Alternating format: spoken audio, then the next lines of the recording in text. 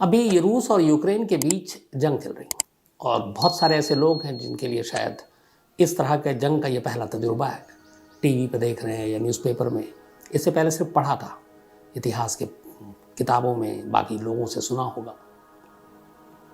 और अगर हम जंग की बात करें तो दुनिया में दो सबसे बड़ी जंग हुई है, फर्स्ट वर्ल्ड वॉर फर्स्ट और सेकेंड वर्ल्ड वॉर, यानी पहला विश्व युद्ध और दूसरा विश्व युद्ध।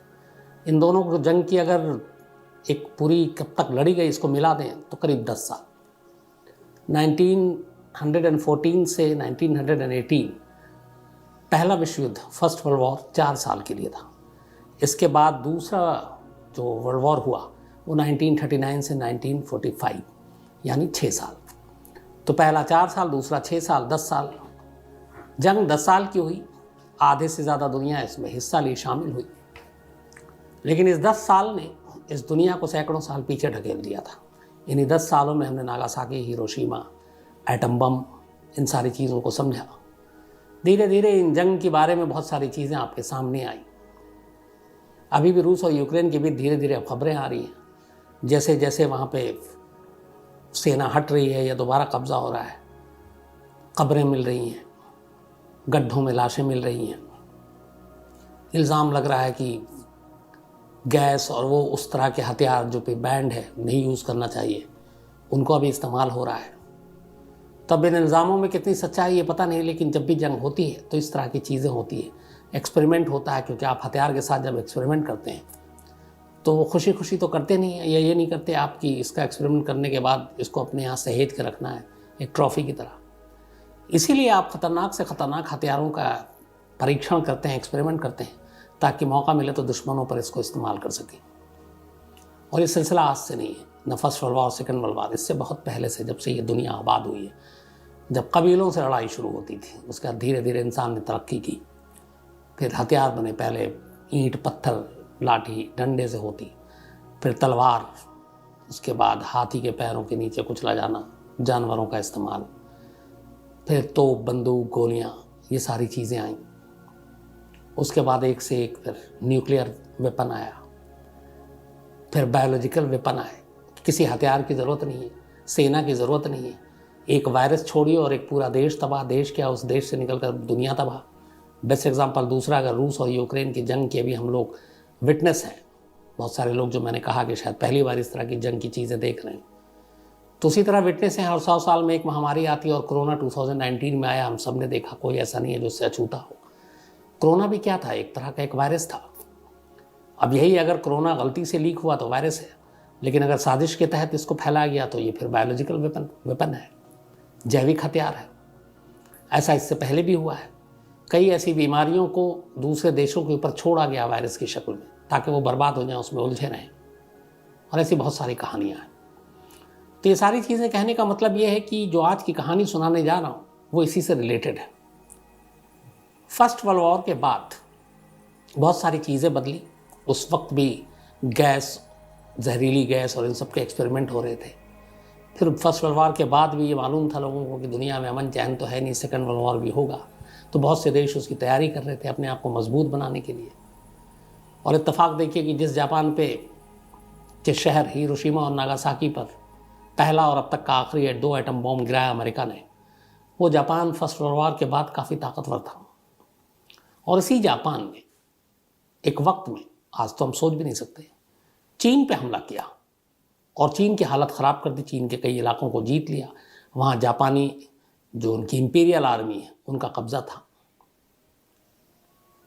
तो ये कहानी फर्स्ट वर्ल्ड वॉर के ख़त्म होने के बाद और सेकंड वर्ल्ड वॉर के शुरू होने से पहले तक से लेकर शुरू होने के ख़त्म होने के बाद, मतलब 1945 तक की।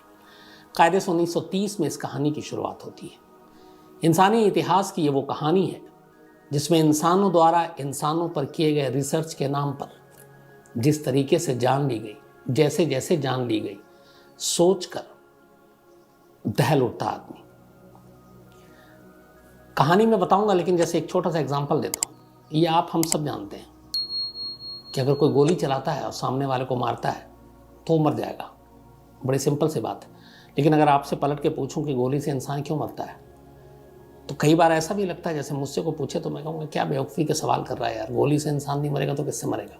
मैं गोली लगती है इंसान मर जाता है।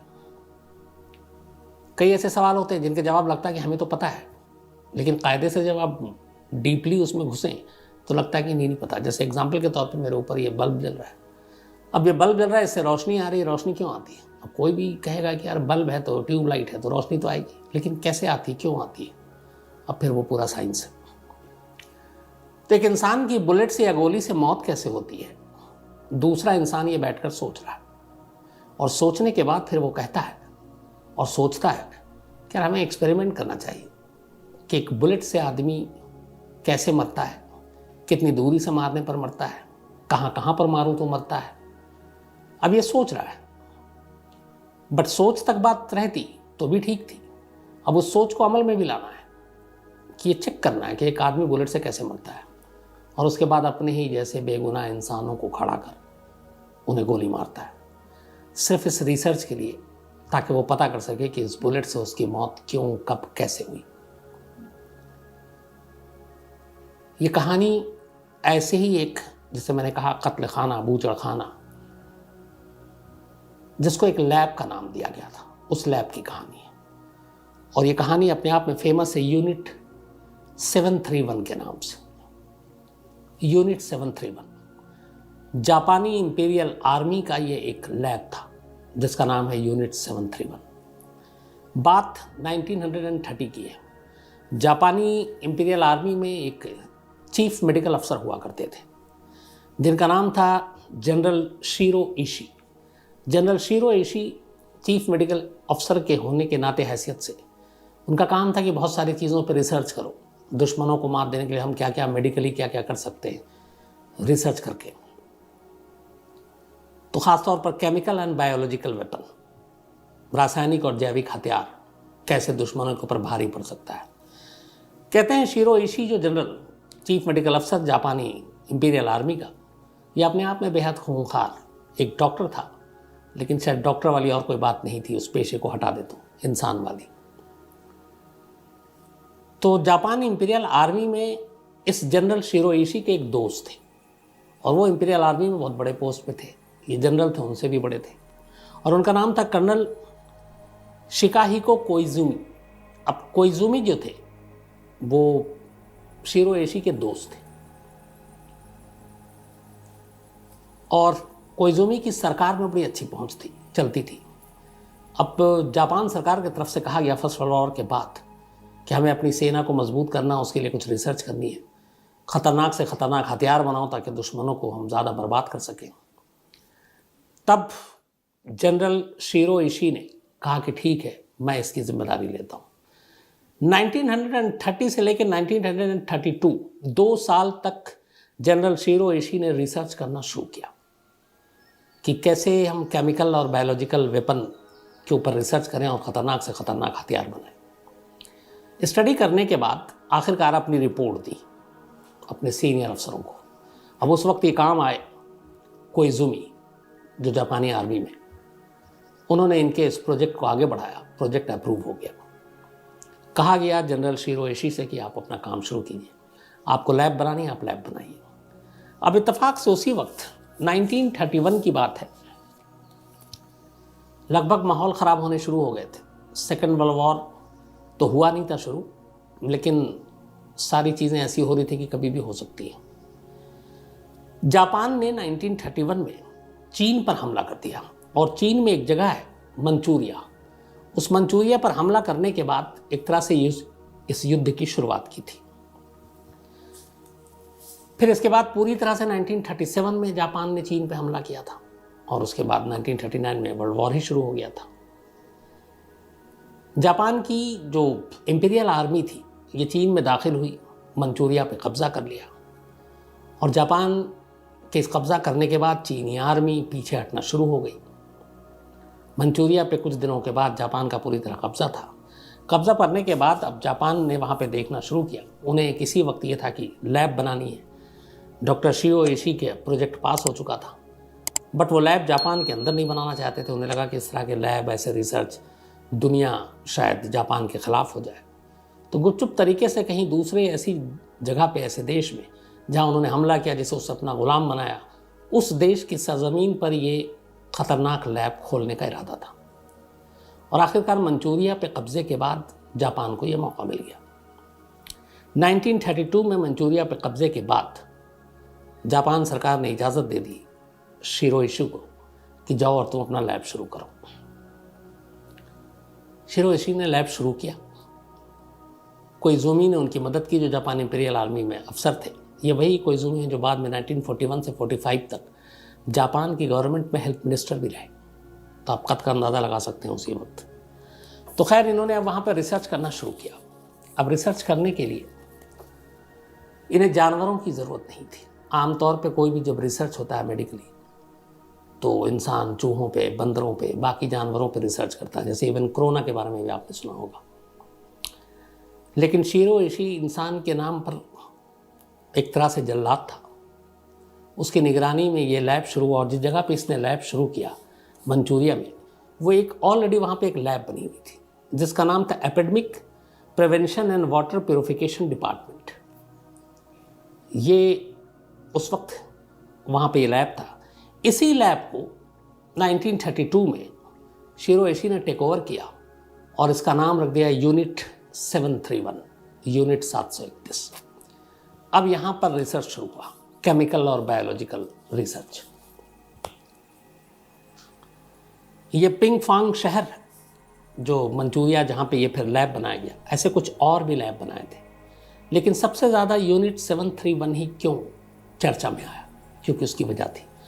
इस लैब में जब काम शुरू हुआ तो इंसानियत शर्मसार हुई, क्योंकि इंसानों पे ऐसा जुल्म शायद ही किसी लैब में, इंसानों के बनाए लैब में इससे पहले हुआ।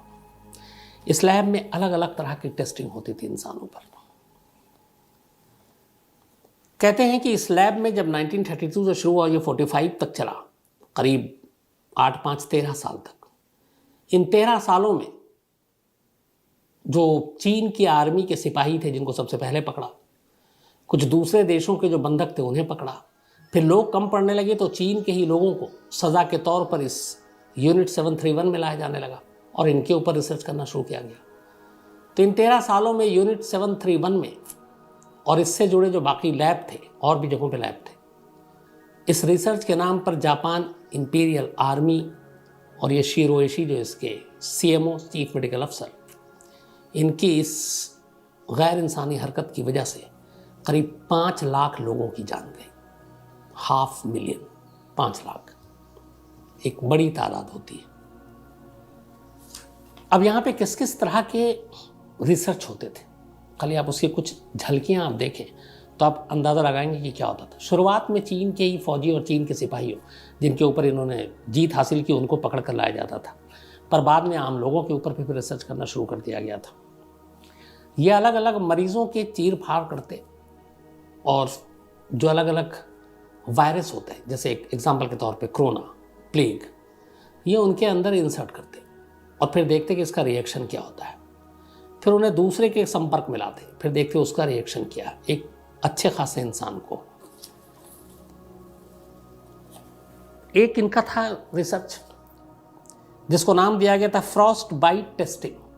फ्रॉस्ट बाइट टेस्टिंग, इस रिसर्च के दौरान ये जितने भी इस तरह के कैदी होते, इंसान होते, उनके हाथ को बर्फ से भरे हुए ठंडे पानी में डाल देते और ये हाथ तब तक पानी में रहता और उस बर्फ के साथ जब तक कि हाथ जम ना जाए बर्फ के साथ। जब ये जम जाता तब फिर उसे बाहर निकालते और फिर पानी डालकर उस बर्फ को साफ करते और कभी कभी बर्फ को हटाने के लिए और जमे हुए हाथ को दोबारा नॉर्मल करने के लिए उसके ऊपर खौलता हुआ पानी डालते हैं।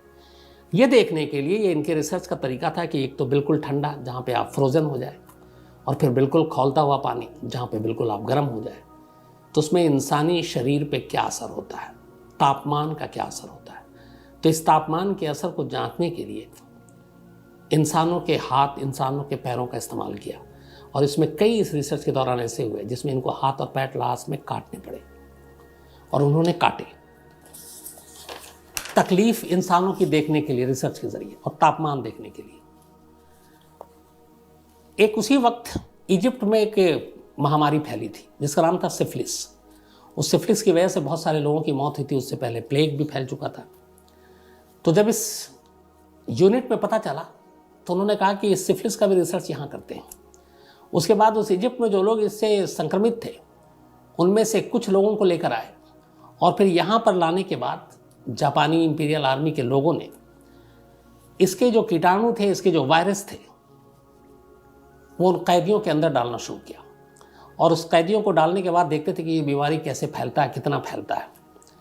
और इसे इतना ही नहीं, उन्होंने फिर इसके बाद जिन लोगों में बीमारी डाली उसमें फिर वहाँ की जो महिलाएं थी कैदी बंदी, उन आम बेकसूर महिलाओं को उठाया, उनके साथ जबरन रेप किया गया, उनके साथ सेक्स किया गया और फिर करवाया गया उन लोगों से जो कि जिनके अंदर इस तरह के वायरस डाले गए थे, ताकि ये देखें कि इसका इनके ऊपर क्या असर होता है। इतना ही नहीं, इसके बाद नेक्स्ट स्टेप ये था कि इन महिलाओं में से बहुत सारी जब प्रेग्नेंट हो गई तो फिर उन प्रेग्नेंट महिलाओं के बच्चों पर उस वायरस का क्या असर होता है।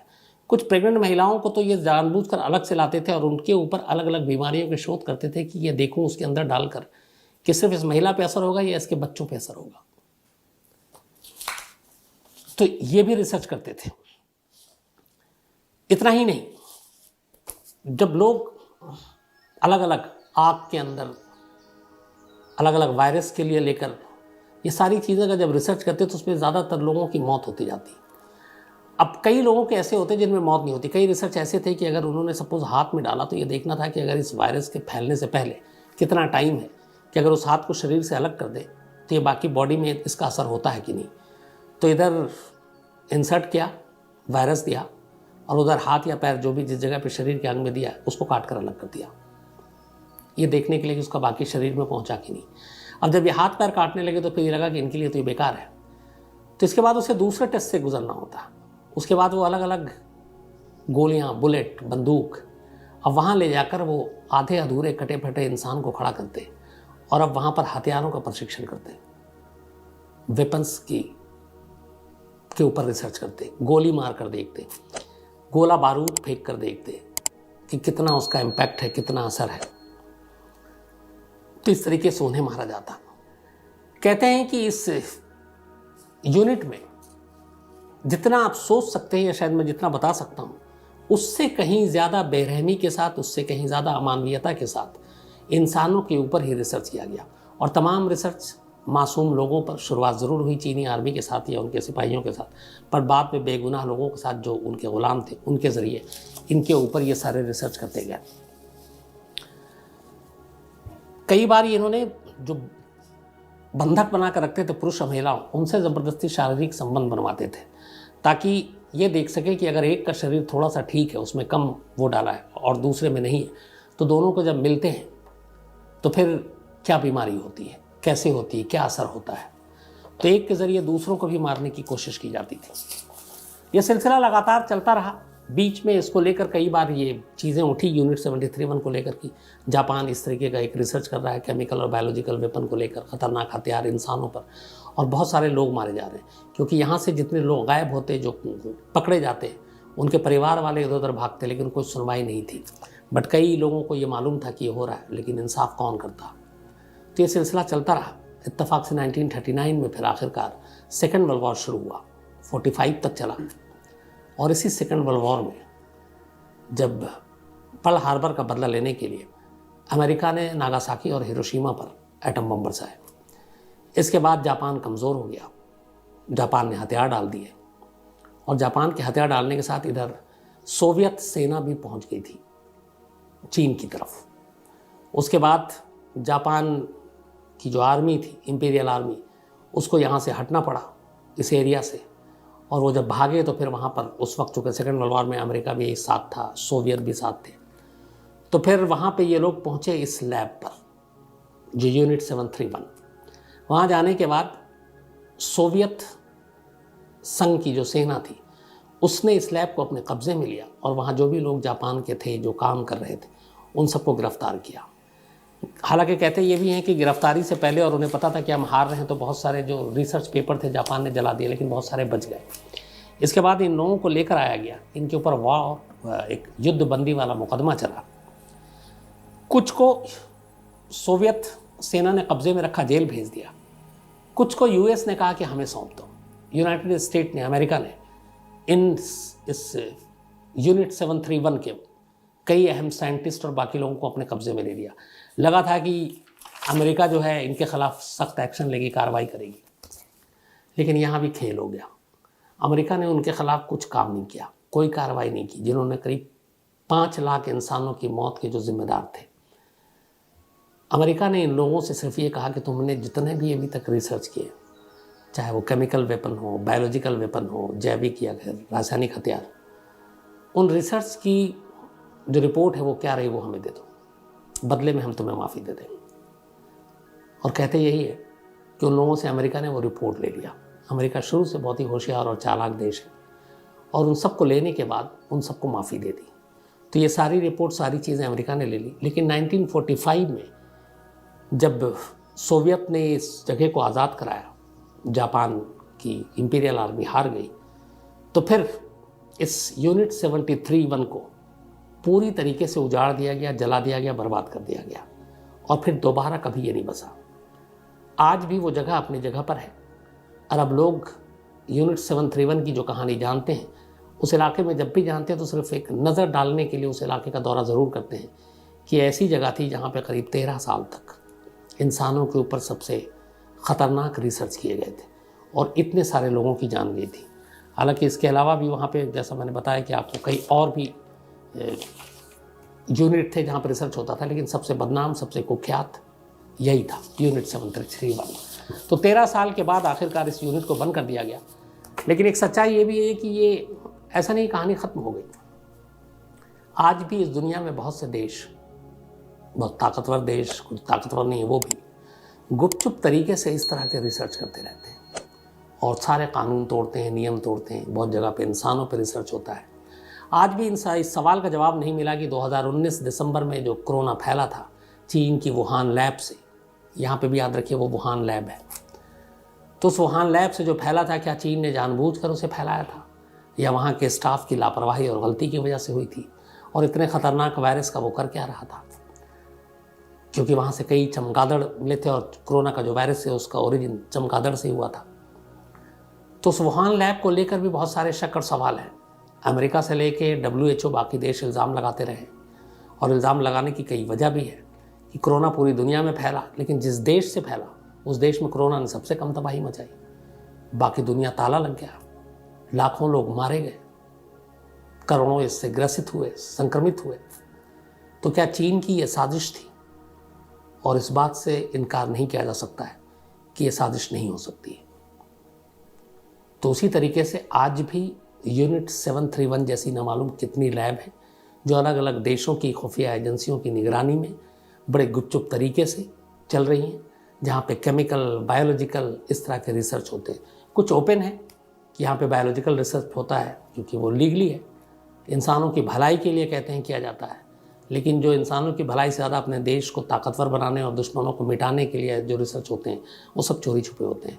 तो ऐसे आज भी बहुत सारे लैब हैं जहाँ पे चोरी छुपे उसी तरीके का काम हो रहा है जो शायद 1932 से 1945 तक चीन के उस यूनिट 731 में हुआ था। तो ये थी कहानी उस खूंखार लैब की